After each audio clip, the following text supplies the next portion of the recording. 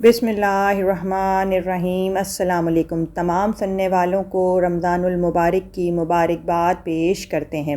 ہم سب اپنے پاک پروردگار عالم کا شکر ادا کرتے ہیں کہ اس نے ہم پر اپنے خاص فضل و کرم فرمایا اور زندگی میں ایک اور ماہ رمضان کی برکتوں، فضیلتوں، رحمتوں کو اپنے دامن میں سمیٹنے کا موقع فراہم کیا۔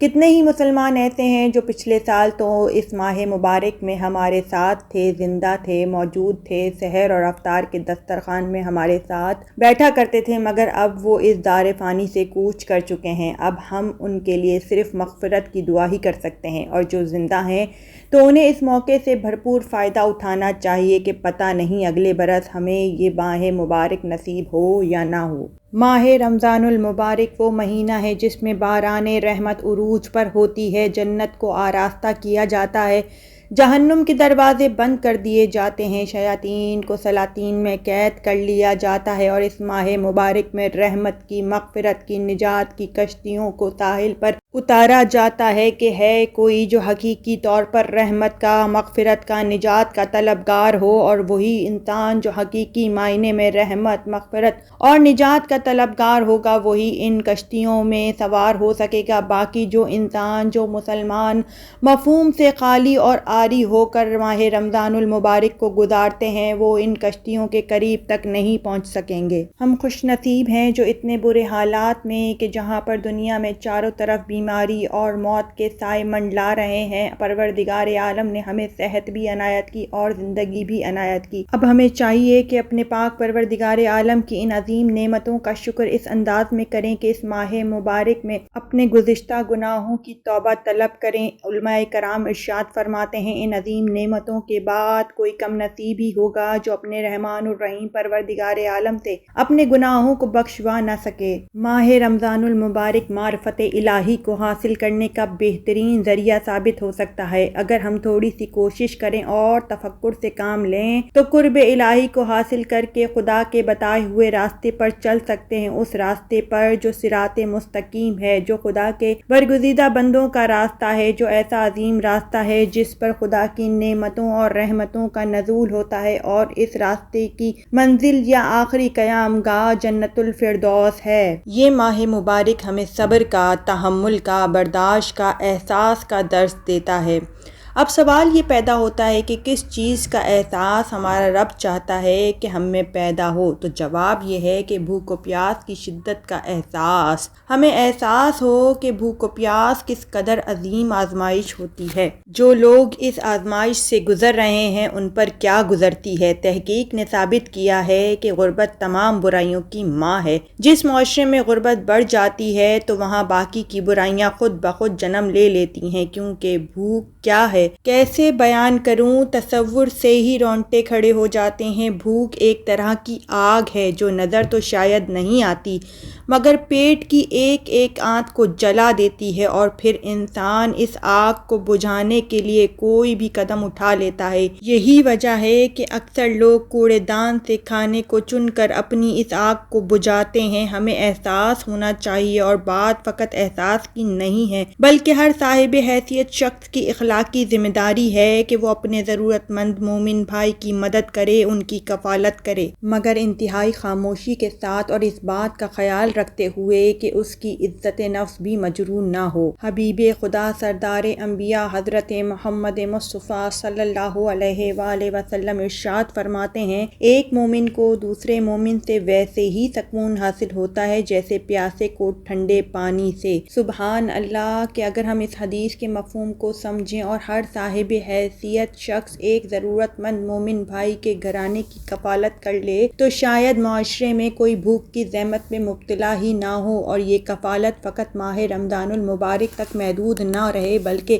11 مہینے ہمیں اس عمل کو دہرانا ہے، کیونکہ ایسا نہیں ہونا چاہیے کہ جو احساس کا درس ہم نے ماہ رمضان المبارک میں حاصل کیا اسے ماہ رمضان کے بعد بھول جائیں اور زندگی کے 11 مہینے اپنے ایسے مومن بھائیوں سے غفلت برتتے ہوئے گزاریں۔ اسی طرح پیاس کی شدت کیا ہوتی ہے کیا بیان کروں، آنکھیں نم ہو جاتی ہیں۔ پیاس کا ذکر آتے ہی کربلا والوں کی یاد ستانے لگتی ہے۔ اپنے روزوں سے پیاس کی شدت کو محسوس کریں اور پھر کربلا کے میدان میں ایک تصور کی نگاہ ڈالیں تو شاید کسی حد تک ہم سمجھ سکیں کہ سکینہ کتنی پیاسی تھیں، علی اصغر کا پیاس سے کیا حال تھا۔ برائے کرم پانی کے ضیاع سے بچیں اور ہو سکے تو انسانوں کے ساتھ ساتھ چرند پرند کی پیاس کا احساس کرتے ہوئے ان کے لیے بھی پانی کا اہتمام کریں۔ ہمارا پاک پروردگار عالم بھوک و پیاس کے ذریعے سے اس ماہ مبارک میں اس احساس کو ہم میں بیدار کرنا چاہتا ہے۔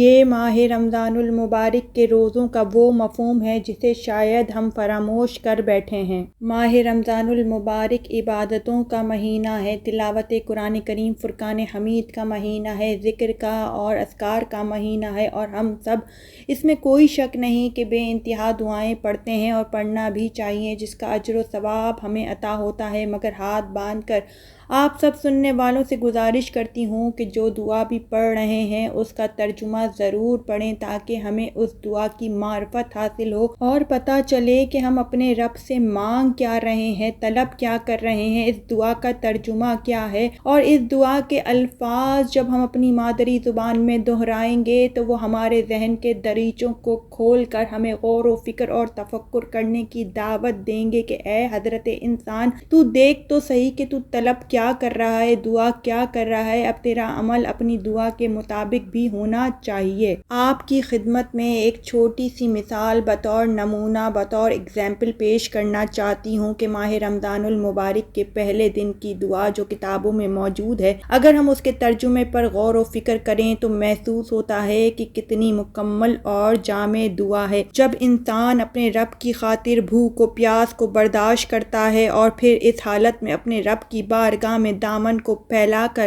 خشوع و خضوع کے ساتھ اپنے رب کو پکارتا ہے، فریاد کرتا ہے کہ اے میرے رب، اے میرے پاک پروردگار عالم، میرا آج کا روزہ حقیقی روزے داروں جیسا قرار دے، میری عبادت کو سچے عبادت گزاروں جیسی قرار دے، آج مجھے غافل لوگوں جیسی نیند سے بیدار کر دے اور آج میرے گناہ بخش دے، اے جہانوں کے پالنے والے، اور مجھ سے درگزر کر، اے گناہگاروں سے درگزر کرنے والے میرے رب، آمین۔ اس بابرکت دعا کا پہلا جملہ کہ اے اللہ میرا آج کا روزہ حقیقی روزے داروں جیسا قرار دے اپنے اندر معنی و مطالب کے مفہوم کو سموئے ہوئے ہے۔ کئی بار ہم میں سے کئی لوگوں کا بس ظاہری روزہ ہوتا ہے، جسمانی روزہ تو ہوتا ہے مگر روح روزے کی برکتوں سے محروم رہ جاتی ہے، کیونکہ ہم نے پورے مفہوم روزہ کو سمجھ کر روزہ رکھا ہی نہیں ہوتا۔ خالی بھوکا پیاسا رہ جانا روزہ نہیں۔ اگر ظاہری روزے سے ہم نے صبر، تحمل، برداشت کر درس نہ لیا تو کیا فائدہ ایسی بھوک و پیاس کا؟ اگر ہمارے دل میں غربا کے لیے ان کی بھوک و پیاس کا احساس بیدار نہ ہوا تو کیا فائدہ ایسے روزے کا؟ اور احساس کے بعد ہم نے عملاً ان کی مدد مالی طور پر نہ کی تو بتائیں کیا فائدہ اس بھوک و پیاس کا؟ یہ بھوک و پیاس تو کہلا سکتا ہے مگر ابھی بھی حقیقی روزہ نہیں کہلائے گا۔ اسی لیے تو روزے دار یہ دعا کر رہا ہے کہ میرے پاک پروردگار عالم آج کا میرا روزہ حقیقی روزے داروں جیسا قرار دے۔ اس مبارک دعا کا دوسرا جملہ کہ اے میرے پاک پروردگار عالم میری عبادت کو سچے عبادت گزاروں جیسی قرار دے۔ بے شک عبادت ہم سب کرتے ہیں مگر وہ کتنی خالص ہے اس کا بھی ہمیں اچھے سے اندازہ ہے۔ عبادت سچی، خالص اور خشوع و خضوع کے ساتھ سر انجام دی جائے تو ایک عام انسان ولی بن جاتا ہے، متقی بن جاتا ہے، مگر افسوس ہماری عبادتوں میں خلوص کی کمی رہ جاتی ہے، ریاکاری غالب آ جاتی ہے، مفاد پرستی خلوص کی جگہ لے لیتی ہے، یا پھر ہم عبادت کے مفہوم سے عاری ہو کر عبادتوں میں مصروف ہیں۔ اسی لیے ہر وقت انسان کو یہ دعا کرنی چاہیے کہ اے میرے پاک پروردگار میری عبادت کو سچے عبادت گزاروں جیسی قرار دے۔ اس دعا کا تیسرا جملہ کہ اے میرے پروردگار آج مجھے غافل لوگوں جیسی نیند سے بیدار کر دے۔ کتنا خوبصورت جملہ ہے حضرت انسان کو جھنجھوڑنے کے لیے کہ ہر وہ شخص جو اپنا مقصد حیات تلاش نہ کر سکے وہ غافلوں سی زندگی بسر کر رہا ہے، وہ سو رہا ہے یہاں تک کہ وہ موت کی آغوش میں چلا جاتا ہے۔ آج کا مسلمان دنیا کے مکر و فریب میں اس حد تک ڈوب چکا ہے کہ اسے احساس ہی نہیں ہو رہا ہے کہ وہ کیوں خلق کیا گیا ہے، اور اس کا یہی عمل اسے غافلوں کی فہرست میں شامل کرنے کے لیے کافی ہے۔ امام علی علیہ السلام ارشاد فرماتے ہیں، دنیا والے ایسے سواروں کی مانند ہیں جو سو رہے ہیں اور سفر جاری ہے۔ تعجب ہے کہ انسان سوتا رہے، زادِ راہ کو جمع نہ کرے اور اس کا سفر جاری رہے۔ رسول خدا حضرت محمد مصطفیٰ صلی اللہ علیہ وآلہ وسلم غافل لوگوں کی حسرت اور افسوس کو ان الفاظ میں بیان فرماتے ہیں، ہر رات ملک الموت پکارتا ہے، اے مرنے والوں، آج کے دن تم کس پر رشک کرتے ہو؟ جبکہ تم بتائی ہوئی ہولناکیوں کو اپنی آنکھوں سے دیکھ چکے ہو۔ تو مردے جواب دیتے ہیں، ہم مومنین کی مسجدوں پر رشک کرتے ہیں کہ وہ نماز پڑھ رہے ہیں اور ہم نہیں پڑھ سکتے ہیں، وہ زکوٰۃ دے رہے ہیں ہم نہیں دے سکتے ہیں، وہ ماہ رمضان کے روزے رکھتے ہیں ہم نہیں رکھ سکتے ہیں، جو کچھ ان کے اہل و عیال سے بچ جاتا ہے اسے وہ صدقہ کر دیتے ہیں ہم نہیں کر سکتے ہیں، وہ اللہ کو زیادہ یاد کرتے ہیں ہم نہیں کر سکتے ہیں۔ ہائے حسرت و افسوس اس چیز پر جو دارے دنیا میں ہم سے فوت ہو گئی ہے۔ ہائے افسوس ان لوگوں پر جو یہاں غافلوں کی طرح سو رہے ہیں اور زندگی جو بطور مہلت ملی تھی اس کو ضائع کر کے چلے گئے ہیں۔ اسی لیے ہمیں ہر وقت اپنے رب سے یہ توفیق مانگنی چاہیے کہ ہم ان غافلوں کی طرح سے نہ ہوں جو مرنے کے بعد حسرت و یاس کی تصویر بنے ہوئے ہیں۔ اسی موقع کے لیے امام علی علیہ السلام نے کیا خوب ارشاد فرمایا ہے، جسے جلدی سے موت آ جاتی ہے وہ مہلت کا خواہ ہوتا ہے، اور جسے مہلت زندگی دی گئی ہے وہ ٹال مٹول سے کام کرتا رہتا ہے۔ پروردگار عالم مجھے، آپ کو، ہم سب کو یہ توفیق دے کہ ہم زندگی جیسی عظیم نعمت اور مہلت سے بھرپور طریقے سے فائدہ اٹھا سکیں۔ چوتھا جملہ جو اس دعا کا ہے وہ اس دعا کا فقط ایک جملہ نہیں ہے بلکہ انسانیت کے لیے ایک امید ہے، ہمارے لیے ایک آس ہے، جس آس کو دل میں رکھتے ہوئے پاک پروردگار عالم کی بارگاہ میں انسان دعا کرتا ہے کہ اے میرے پاک پروردگار عالم، آج میرے گناہ بخش دے، اے جہانوں کے پالنے والے، اور مجھ سے درگزر کر، اے گناہگاروں سے درگزر کرنے والے میرے رب۔ بے شک یہ آس ہی ہمارے جینے کا سہارا ہے، اور وہ پاک پروردگار چاہتا ہے کہ میری مخلوق، میرے بندہ میری رحمت سے مایوس نہ ہو۔ وہ گناہگاروں کو بخشنے والا ہے، وہ درگزر کرنے والا ہے، وہ توبہ کو قبول کرنے والا ہے۔ اس ماہ مبارک میں محمد و آل محمد کا واسطہ دے کر ارحم الراحمین پاک پروردگار عالم کی بارگاہ میں دعا کرتے ہیں کہ پروردگار عالم تمام مسلمانوں کے گناہان کبیرہ صغیرہ معاف فرما دے، ہم سے درگزر فرما اور ہمیں نیکی کی توفیق عنایت فرما۔ خدا حافظ۔